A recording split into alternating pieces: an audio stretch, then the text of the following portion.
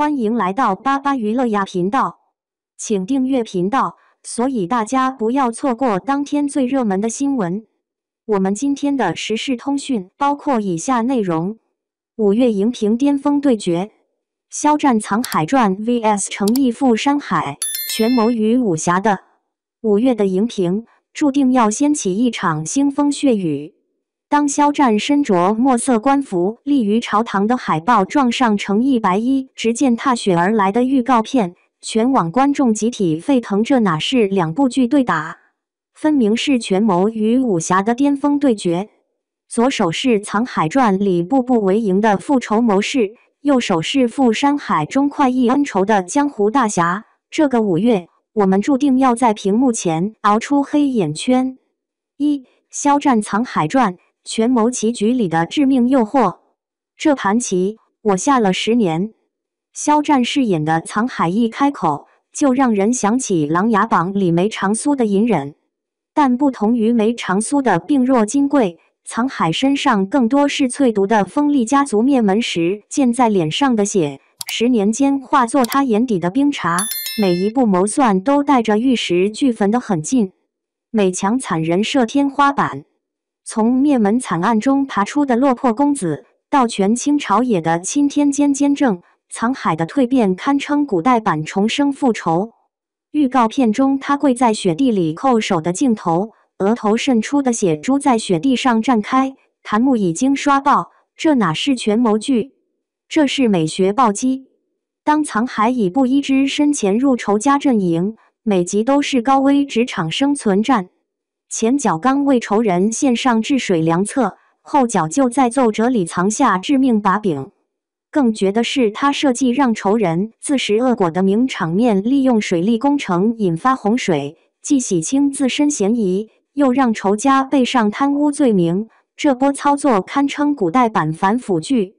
郑晓龙、肖战的品质保障，《甄嬛传》导演加顶流演员的组合，直接把期待值拉满。从路透来看，剧组实景搭建了金碧辉煌的皇宫，连宫墙砖缝的青苔都清晰可见。肖战为角色减重15斤，穿上3层朝服仍显单薄，完美诠释并交谋士的破碎感。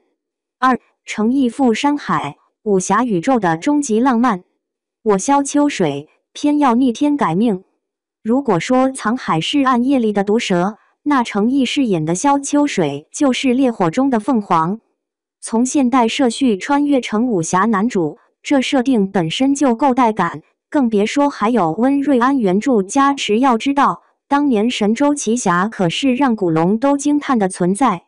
打戏美学家诚意在封神。预告片里萧秋水雨夜独占权力帮的3分钟长镜头，已经让武侠迷跪着喊爸爸。诚意亲自上阵完成90%的武打戏，剑花挽得比舞蹈还优美，却偏偏要配最狠的台词，这江湖该换个活法了。家国情怀的史诗感。当萧秋水手握天下英雄令召集群雄，镜头扫过黄河泛滥的灾民，金兵铁骑下的残垣，瞬间从江湖恩怨升华为民族大义。更绝的是，他与岳飞同框的镜头，历史名将与虚构侠客并肩而立，这波梦幻联动直接把格局打开。武侠美学的极致突破。剧组耗资2亿搭建的幻花剑派场景，连瓦片上的苔藓都分3层染色。萧秋水服下无极仙丹后爆发的戏份，采用实景爆破加特效，漫天火光中他白衣翻飞，弹幕已经疯了。这哪是武侠，这是东方玄幻。权谋 vs 武侠，成年人的选择是全都要。表面看是2种题材的对打，实则是观众审美升级的狂欢。喜欢烧脑的看这里。藏海传里藏海与当朝首辅的每次对话都是心理战。比如这场戏，首辅假意试探听说你是蒯夺遗孤，藏海端着茶盏的手纹丝不动，茶水却溅出3滴，镜头特写他袖口阴开的湿痕，无声胜有声的紧张感直接拉满。追求热血的选这里。赴山海中萧秋水单挑武林盟主的擂台赛，程毅设计了18种兵器轮番上阵。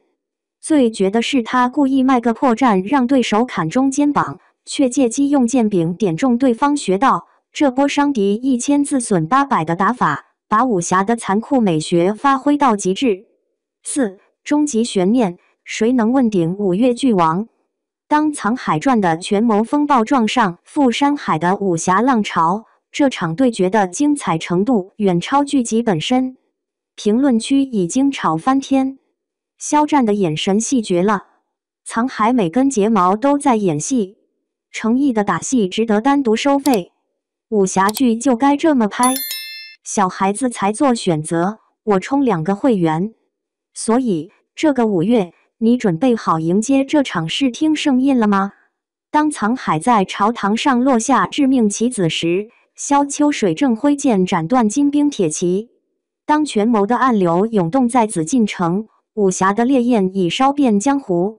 或许我们不必纠结胜负，毕竟成年人的快乐就是看着2部神剧在榜单上神仙打架。肖战《藏海传》PK 程毅富山海，谁将称霸5月荧屏？5月中旬，2部古装大剧即将上演神仙打架。肖战主演的《藏海传》与程毅领衔的《富山海网传》定档5月17日左右。2部剧不仅档期撞车，更因主演的顶流人气、题材差异和平台策略引发热议。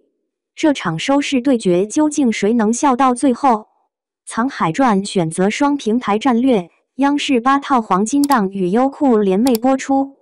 央视的权威性与家庭观众基础为该剧提供了稳定的收视保障，而优酷则瞄准年轻群体，试图用线上热度推高讨论度。